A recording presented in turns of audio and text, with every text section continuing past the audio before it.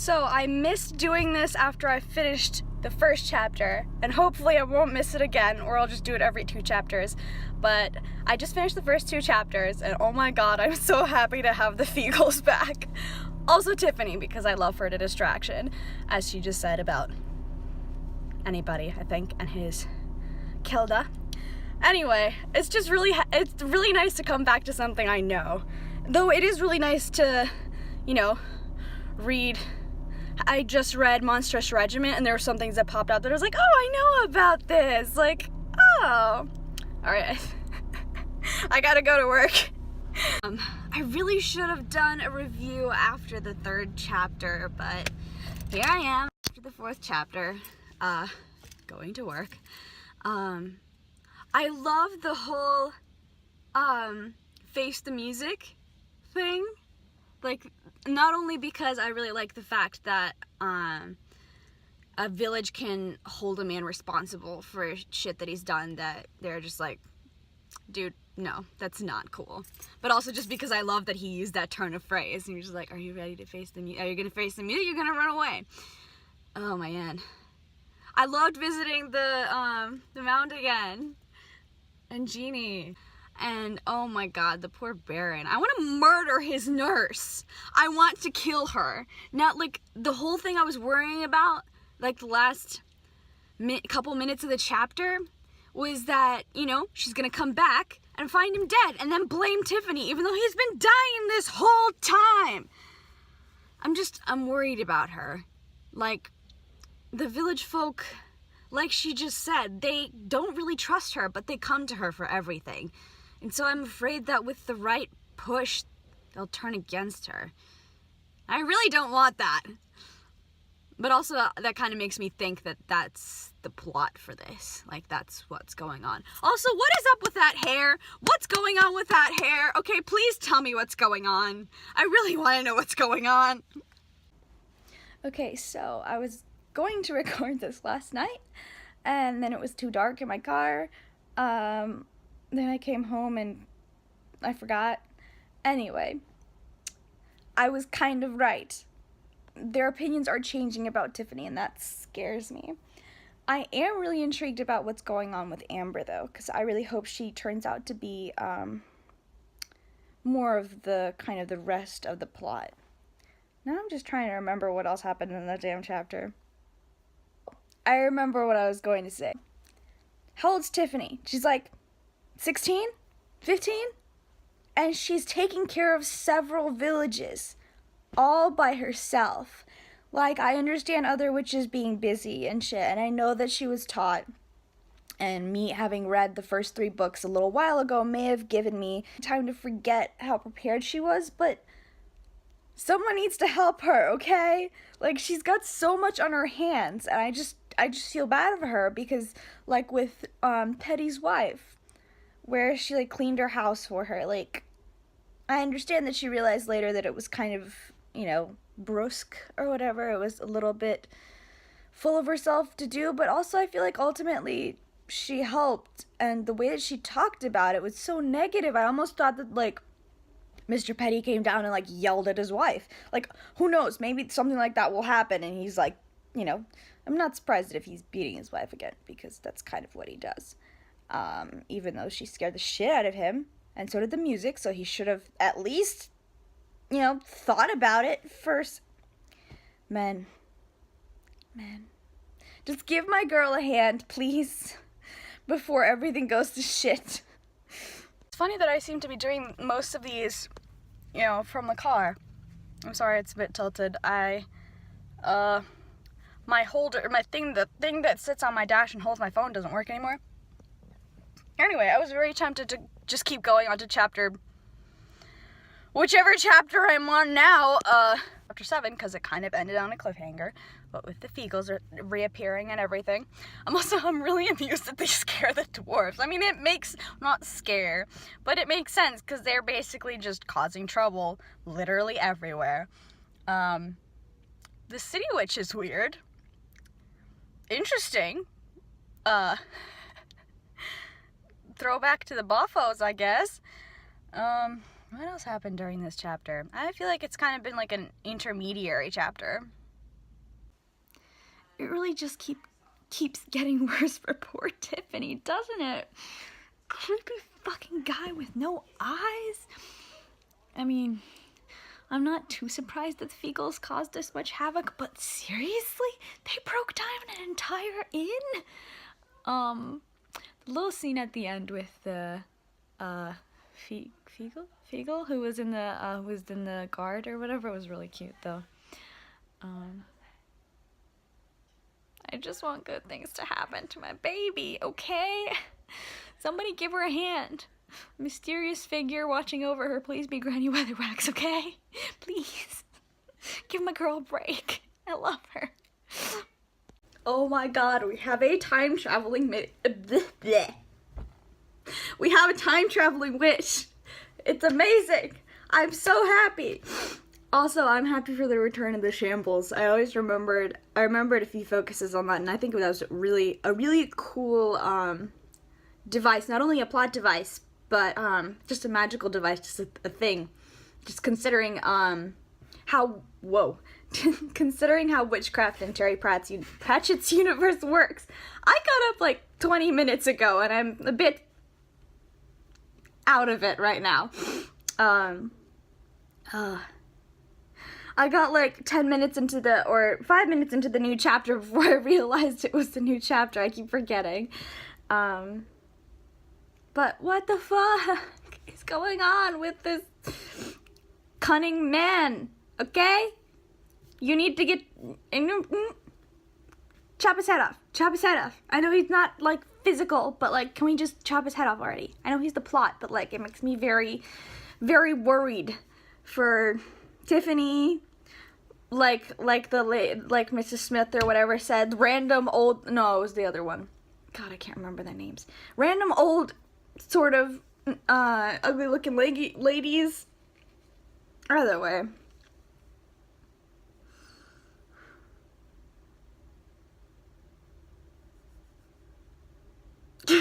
I'm just worried. I love it, but I'm worried. Everything just keeps getting worse. I hate having these people say all these horrible things about Tiffany and her not being able to prove that they're wrong. Nobody being able to say that they're being ridiculous. I mean, I hope that by the end they will have realized just how cruel they're being, but it's just, oh my god, I can just see it. I can see it falling apart. Like, the cook's been yelling at her about, apparently, like, killing the Baron or whatever, and one of the last things she said, she was like, I wish the ground would swallow you up, and then she falls in the cellar, and she's gonna blame that on Tiffany, of course. On the other hand, Preston is a very fascinating character, and I'm seeing some connections between him and Amber, just narrative-wise, and they're, like, seeing and understanding a lot more than anyone else does, which I think is really interesting. Hope they meet. That'd be interesting. I just said interesting again. But, I'm just so anxious. Everyone's treating her like shit, and this Duchess, oh my god, she's a grade A bitch. What the fuck? She just makes me think of Umbridge for some reason. It's not an unclear reason. So what the hell is going on with Letitia? Can someone please tell me? I feel like half of these are just me being like, can someone please just tell me what's going on? Because I am very worried. I mean, I guess I'm slightly less worried now, but like, seriously, what's going on? Also, can we murder the judges? Or like throw her in a lake? I feel like that would be nice, throwing her in a lake. Sounds like a good idea. I'm also very amused by the return of the lawyer Toad. He's very helpful. I may have missed another chapter. I definitely missed one. It doesn't matter. I like Letitia now. I mean, like, yes, she's very interesting. In fact, I would like a whole book about her and the ghosts. I feel like that would be really, really cool. Also, Is it just me? At first, I thought Preston was gonna be, Preston and Amber. I think I said something about this. It'd be interesting if they met, but I think Preston's gonna be more present in more of Tiffany's life. Not sure if it's in a romantic sense, but I would trust him with her, I think, if it was like that. Also, harkening back to the fact that I kept being like, why won't another witch fucking help Tiffany? Thank you, Escarina Smith. I have no idea how to spell your name because I'm listening to an audiobook, and this always happens. Like for the Old Kingdom books where I just don't know how to spell anyone's name, and I thought Claw was claw, like claw, not C-L-O-R-R. Anyway, off on a tangent. I'm gonna go take a walk with my mom. Let's see how that works. And hope that, you know, Tiffany will save the day again, or someone will help her save the day, or hold her hand while she saves the day. I don't even have that much to say this time around, because I kind of did the last one halfway through this chapter, but fuck. I'm on 13, or I just got to 13. He's found a body! Great! Wonderful! Right when, you know, she had that weird meeting with Mrs. Smith, whose name I can't remember because it wasn't recently repeated in the last 10 seconds. In the tapestry, or the in-between, the now, whatever. I thought it was going okay, and now he's got a body. It's great. Good luck, my girl. Good luck. So I forgot the last chapter again, as is a pattern at this point. It is chapter 15, and the main plot has already happened. And I'm so proud of my girl. And also Preston, I'm really happy he helped her. He's such a sweet and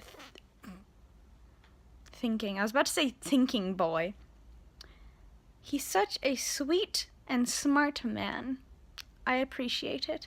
I'm also highly, highly amused by pantsless Roland in a pigsty. And I love the culmination of all of the signs and hints and little bits that came together with the whole, you know, jumping over the fire, burning the one who burned the witch, and or kind of burned himself. Well, got burned. I love how well it's all put together. It's something I always, well, up until now always, and I don't think I'll stop, appreciate about Terry Pratchett's writing. It's very well planned out. Also, all the female characters are fucking amazing. And I love the whole little tidbit about the Duchess being like a, whatever she was, dancer, something. It was amazing. And so many witches being in the same place, especially my favorite witches, and I think Tiffany's favorite witches, made me very happy. Also, I'm very excited for Letitia. And very, very surprised the Duchess got drunk and apologized to Tiffany. I mean, I think I was thinking the worst of her because she's a lot like my aunt. And she has never apologized for anything, and I think she might choke if she had to. But I guess see you after the next chapter. I think there only might be 1 or 2 left. I think it said it was like 90-something, 92, 93% through the book. I remember what I was going to say about Escarina Smith. I love a time-traveling witch. It's like the best combination of science fiction and fantasy. I mean, it's not really science fiction, but, you know, there's the whole, like, string theory or something that was mentioned. I mean, it was something string theory. I can't remember it right now, but, you know, it's close enough to the string theory.